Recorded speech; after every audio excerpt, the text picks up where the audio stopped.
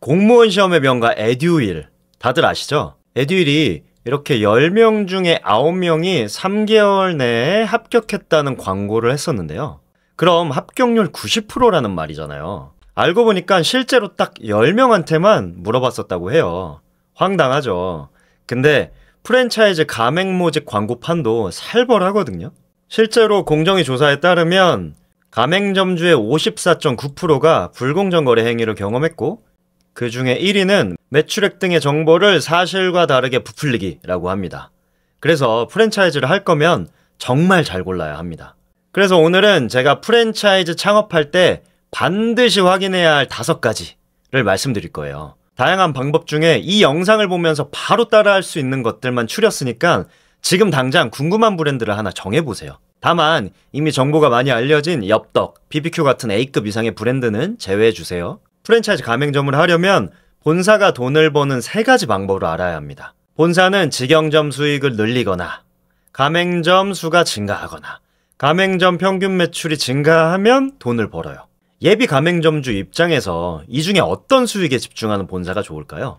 당연히 가맹점 평균 매출을 올리려고 노력하는 브랜드를 선택해야 합니다. 이 수익 구조를 이해해야 뒤에 나올 방법들도 잘 활용할 수 있으니까 꼭 기억해 주세요. 그럼 시작하겠습니다. 프랜차이즈 창업 시 고려해야 할 첫 번째는 본점과 가맹점의 매출 차이입니다. 가맹 홈페이지를 보면 본점 매출 1억, 2억 달성 이런 거 많이 보셨죠? 근데 가맹점 평균 매출은 2천만 원도 안 된다면 이상하지 않나요? 왜 이럴까요? 가장 먼저 유추해 볼 수 있는 건 본점은 특정 위치, 시기, 상황이 맞아 떨어져서 잘 됐지만 어디서나 잘 먹힌 역량은 아닌 거죠.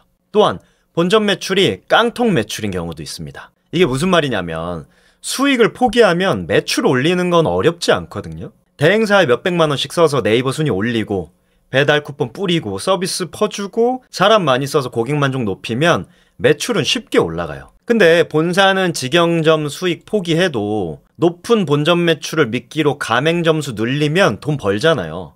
특히 직영점이 하나뿐인데 가맹점과의 매출 차이가 크다면 정말 조심해야겠죠. 딱 봐도 냄새가 나지 않나요? 눈탱이 각이잖아요. 그리고 우리는 가맹점을 운영할 거잖아요. 그러면 본점이나 직영점 매출은 고려해선 안 됩니다. 같은 조건에서 비교를 해야죠. 가맹점을 할 거면 가맹점의 매출만 봐야 합니다.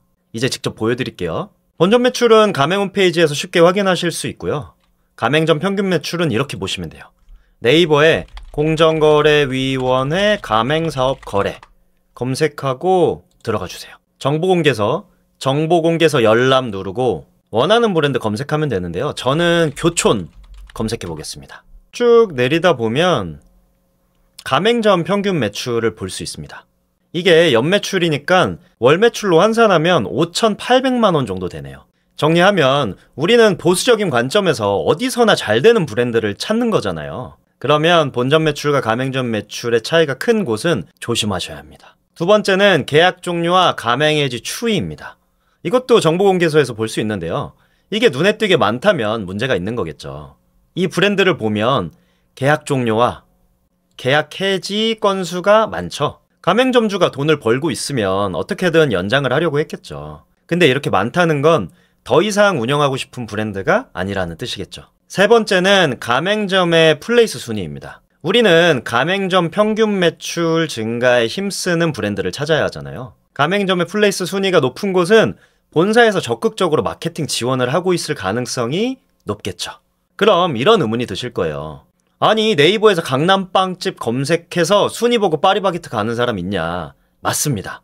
이건 누구나 아는 베스킨, 뚜레쥬르, 할리스 같은 브랜드에는 맞지 않는 방법이에요.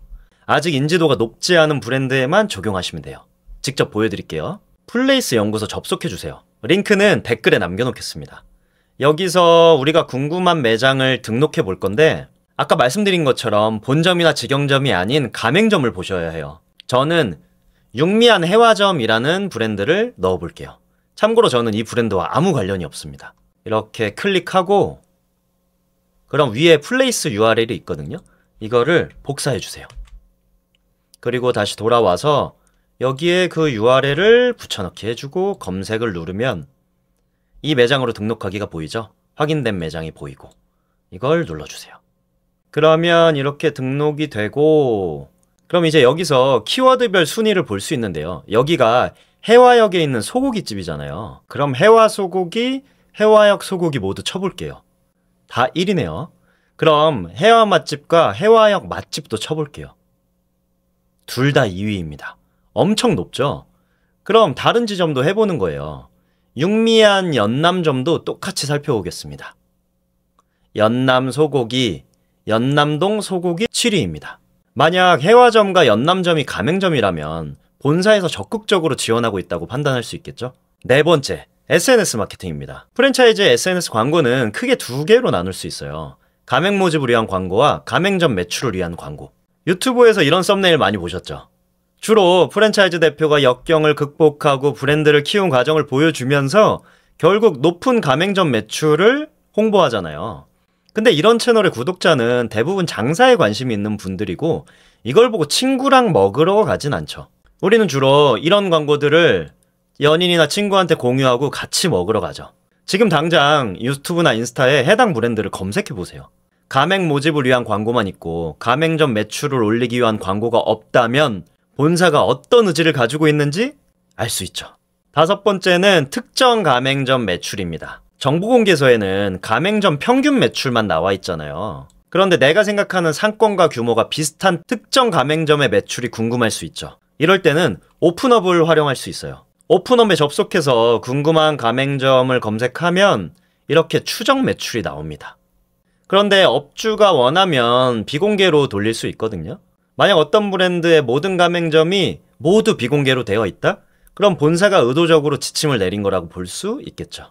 배달 매출을 추정할 수 있는 보조적인 방법도 말씀드릴게요. 배민에 접속해서 여기에 있는 가게 정보 누르면 이렇게 최근 주문수가 나오거든요. 이게 최근 6개월간 누적 주문수예요.